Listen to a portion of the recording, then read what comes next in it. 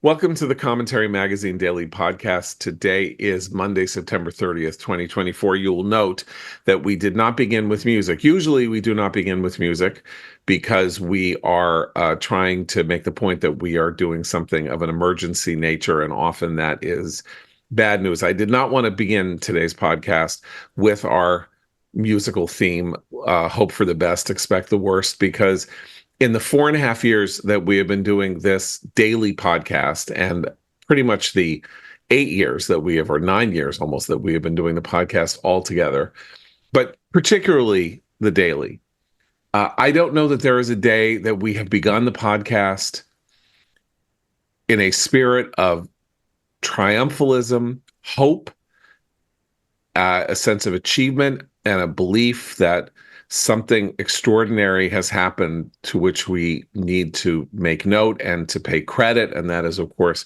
not only the elimination of Hassan Nasrallah, the world's longest-lived leading terrorist, but the entire remarkable operation that Israel is continuing to perform in degrading and destroying Hezbollah, even as it is degrading and destroying Hamas. This is a day of celebration for us here, unalloyed, uncomplicated, and so we're not expecting the worst for a long. It's been a long time since we didn't expect the worst. Maybe we are expecting tough times ahead and rough times ahead and difficulties ahead, but this is a day in which our hopes for the best were achieved, and I wanted to pay tribute to that along with my colleagues here. That is, of course, executive editor Abe Greenwald. Hi, Abe. Hi, John. Senior editor Senior editor Seth Mandel. Hi, Seth. Hi, John. Media commentary columnist Christine Rosen. Hi, Christine. Hi, John. Washington commentary columnist Matthew Continetti. Hi, Matt. Hi, John. And joining us today, as we often have him at moments of remarkable note when it comes to what's been happening with Israel since October 7th, indeed was on October 8th. Our friend, the co-author of the Genius of Israel and of Startup Nation, and writer, Commentary Magazine, Commentary Inc. board member, Dan Senor. Hi, Dan. And of course, host of the Call Me Back podcast. Thank you. It is weird to be on a podcast known for its crushing morosity on a day of just, upbeat joy, optimism, visibility into a path out. So I just don't know where this conversation is going to go. It's a little disorienting being with you all. Matt, you had something you wanted to bring up?